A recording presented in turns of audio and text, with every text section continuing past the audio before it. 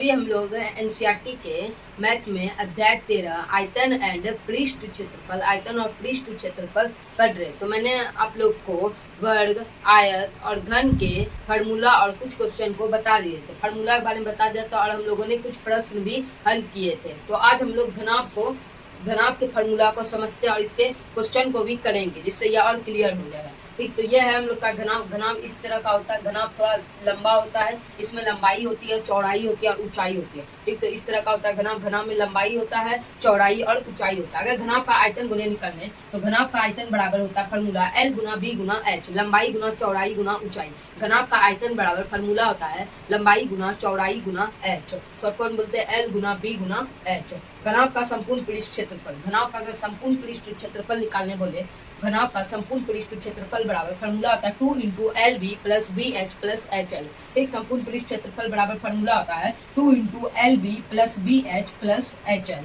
घनाभ का वक्र पृष्ठ क्षेत्रफल निकालने बोले, मतलब वक्र पृष्ठ क्षेत्रफल मतलब चारों दीवारों का क्षेत्रफल। ये जो है ये इस तरह का, ये चारों दीवारों का क्षेत्रफल। तो वक्र पृष्ठ क्षेत्रफल को चारों दीवारों का क्षेत्रफल भी बोलते हैं। तो घनाभ का वक्र पृष्ठ क्षेत्रफल बराबर फार्मूला होता है 2 into L plus B into H. घनाभ का वक्र पृष्ठ क्षेत्रफल बराबर फार्मूला होता है 2 into L plus B into H. अगर आयतन दिया रहे और घनाभ का अगर आयतन दिया रहे और चौड़ाई और ऊंचाई दिया रहे, तो लंबाई निकालने का फार्मूला होता है घनाभ की लंबाई बराबर आयतन बटे चौड़ाई गुना ऊंचाई। घनाभ की लंबाई बराबर आयतन बटे चौड़ाई गुना ऊंचाई।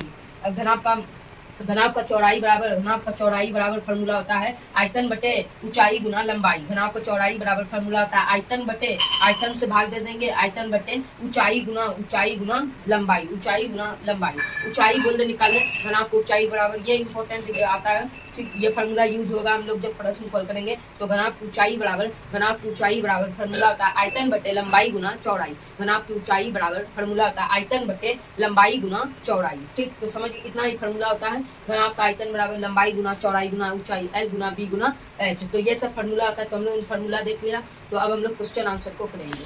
तो मैंने आप लोग को फार्मूला बारे में बता दिया। तो अब हम लोग क्वेश्चन को सॉल्व करते हैं। यह प्रश्न बिहार बोर्ड मैट्रिक परीक्षा 2024 में पूछा गया है, प्रथम पाली में। तो क्वेश्चन है एक घनाभ की लंबाई, चौड़ाई एवं ऊंचाई क्रमशः 26 मीटर, 14 मीटर तथा 6.5 मीटर हो, तो घनाभ का आयतन एवं कुल पृष्ठीय क्षेत्रफल ज्ञात कीजिए। तो घनाभ का आयतन एवं कुल पृष्ठीय क्षेत्रफल ज्ञात कीजिए। घनाभ की लंबाई, चौड़ाई एवं ऊंचाई दिया है, क्रमशः 26 मीटर, 14 मीटर तथा 6.5 मीटर हो। एकदम फार्मूला पर है, बोल रहा है घनाभ का आयतन एवं कुल पृष्ठीय क्षेत्रफल ज्ञात करें। तो हम लोगों ने फार्मूला को अभी समझे थे, फार्मूला मैंने आप लोग को बताया। तो फार्मूला पर है, तो यहाँ लिखेंगे सबसे पहले, लघु त्रि में पूछा गया इसलिए थोड़ा सा यहाँ लिखना है।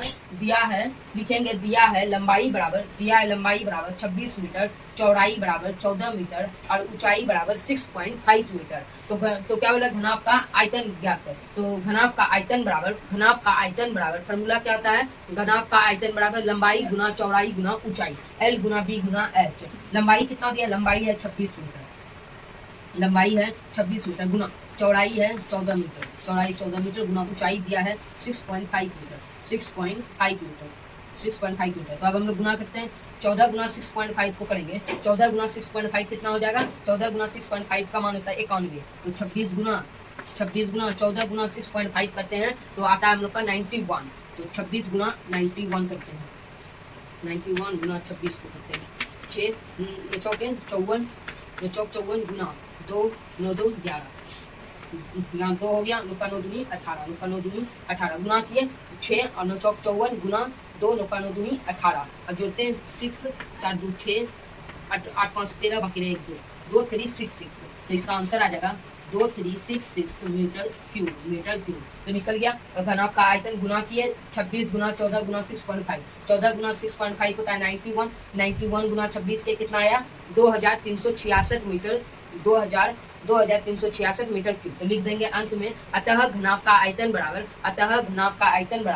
2366 मीटर क्यूब। प्रश्न था घनाभ का आयतन एवं कुल पृष्ठीय क्षेत्रफल ज्ञात है। तो हम लोगों ने घनाभ का आयतन का मान निकाल लिए। तो अब क्या है, एवं कुल पृष्ठीय क्षेत्रफल ज्ञात करें। तो उसी तरह करेंगे घनाभ का, यहाँ पर तो उसी तरह लिखेंगे। उसके बाद लिखेंगे घनाभ का कुल पृष्ठीय क्षेत्रफल बराबर घनाभ का कुल पृष्ठीय क्षेत्रफल बराबर फार्मूला होता है, मैंने बताया था क्या होता है, 2 into L B plus B H plus H L. तो इसको फार्मूला समझ क्या होता है, 2 into L B plus B H plus H L. 2 into लंबाई दिया, लंबाई बराबर है 26 मीटर गुना चौड़ाई बराबर 14 मीटर प्लस बी एच, चौड़ाई है 14 मीटर गुना ऊंचाई बराबर, ऊंचाई मान दिया है, ऊंचाई बराबर है 6.5 मीटर, एच बराबर दिया है 6.5 मीटर प्लस एच एल, ऊंचाई बराबर कितना है 6.5 मीटर गुना एल, एल बराबर दिया है लंबाई बराबर 26 मीटर, एल गुना 26 कर दिए। क्या था 2 into L B plus B H plus H L, हम लोगों ने मान रख दिया। 2 इंटू लंबाई बराबर दिया था 26 मीटर, 26 गुना चौड़ाई बराबर 14 मीटर, 26 गुना 14 metre plus B H, B बराबर दिया है चौड़ाई 14 मीटर, तो बी बराबर 14 मीटर गुना ऊंचाई बराबर 6.5 मीटर, तो 14 गुना 6.5 मीटर प्लस उसके बाद क्या है प्लस एच एल, एच बराबर दिया 6.5 मीटर गुना लंबाई बराबर 26 मीटर, तो 6.5 गुना 26 मान रख दिया। तो अब हम लोग गुना करते हैं 2 इंटू 26 गुना 14 करेंगे तो कितना आएगा 364, 26 गुना 14 करते कितना आता है 364 मीटर स्क्वायर हो जाएगा प्लस 14 गुना 6.5, 14 गुना 6.5 हम लोगों ने किया था कितना आया था 91, तो क्या आ जाएगा 91 metre square, 91 metre square plus 26 गुना 6.5 करते हैं, 26 गुना 6.5 करेंगे तो कितना आएगा 169, 26 गुना 6.5 करेंगे तो कितना आएगा 169 मीटर स्क्वायर। अभी इस तीनों को जोड़ देंगे और 2 से गुना कर देंगे, तो करते हैं यहाँ पर 2 गुना इसको जोड़ते हैं, तो हम लोग गुना करते हैं। अब इसको जोड़ते हैं 364 metre square plus 91 metre square plus 169 metre square, तीनों को जोड़ेंगे कितना आएगा, तीनों को जोड़ेंगे तो आएगा 624, तो 624 आएगा 624 मीटर स्क्वायर। अब 2 से गुना कर देते हैं, 2 गुना 624 मीटर स्क्वायर करेंगे कितना होगा, चक्का 4 दूनी 8, चक्का 4 दूनी 8, 2 दूनी 4, चक्का 6 दूनी 12, 1248 मीटर स्क्वायर। तो क्या बोल रहा था घनाभ का कुल पृष्ठीय क्षेत्रफल निकाले, तो हम लोगों ने मान रखा कितना आया 1248 मीटर स्क्वायर। तो यही था प्रश्न, ऊंचाई दिया था तो घनाभ का आयतन एवं कुल पृष्ठीय क्षेत्रफल ज्ञात है, तो हम लोगों ने दोनों ज्ञात कर लिया। घनाभ का कुल पृष्ठीय क्षेत्रफल बराबर आया 1248 मीटर स्क्वायर। तो हम लोगों ने एक क्वेश्चन को सॉल्व कर लिया, तो अब हम लोग दूसरे क्वेश्चन को भी सॉल्व करते हैं इसी फार्मूला से। तो यह क्वेश्चन बिहार बोर्ड मैट्रिक परीक्षा 2011 में पूछा गया, यह प्रश्न बिहार बोर्ड मैट्रिक परीक्षा 2011 में पूछा गया। क्वेश्चन है एक घनाभ की लंबाई, चौड़ाई और ऊंचाई क्रमशः 3 सेंटीमीटर, 4 सेंटीमीटर और 12 सेंटीमीटर है, तो घनाभ के विकर्ण की लंबाई ज्ञात करें। तो घनाभ के विकर्ण की लंबाई ज्ञात उसी तरह लिखेंगे, दिया है लंबाई बराबर दिया है 3 सेंटीमीटर, चौड़ाई बराबर 4 सेंटीमीटर और ऊंचाई बराबर 12 सेंटीमीटर, तो प्रश्न है घनाभ के विकर्ण की लंबाई ज्ञात करें। घनाभ के विकर्ण की लंबाई बराबर फॉर्मूला था √L square plus B square plus H square. तो इस पर मान रखते बैठाते हैं √L लंबाई बराबर है 3 सेंटीमीटर, लंबाई बराबर है 3 सेंटीमीटर, डायरेक्ट करते हैं लंबाई बराबर 3 सेंटीमीटर है, तो 3 का स्क्वायर कितना होता है, 3 का वर्ग होता है 9, तो 9 सेंटीमीटर स्क्वायर हो जाएगा, 9 सेंटीमीटर स्क्वायर प्लस बी बराबर दिया है 4 सेंटीमीटर, तो बी बराबर है 4 सेंटीमीटर, बी स्क्वायर तो 4 का स्क्वायर कितना होता है 16, तो 16 सेंटीमीटर स्क्वायर प्लस ऊंचाई बराबर एच बराबर है 12 सेंटीमीटर, एच स्क्वायर तो 12 का स्क्वायर होता है 144, तो 144 सेंटीमीटर स्क्वायर। अब इसको जोड़ देते हैं कितना हो जाएगा 9 6 16 और 9 कितना हो जाता है 9 6 15, बाकी 16 और 9 हो जाता है 25 हो गया, 144 और 25 जोड़ते हैं 5 4 9 4 2 6 169, तो ये सबको 169, तो √ओवर 169 सेंटीमीटर स्क्वायर, 169 का वर्गमूल होता है 13, 169 का वर्गमूल होता है 13, तो क्या आ जाएगा 13 सेंटीमीटर।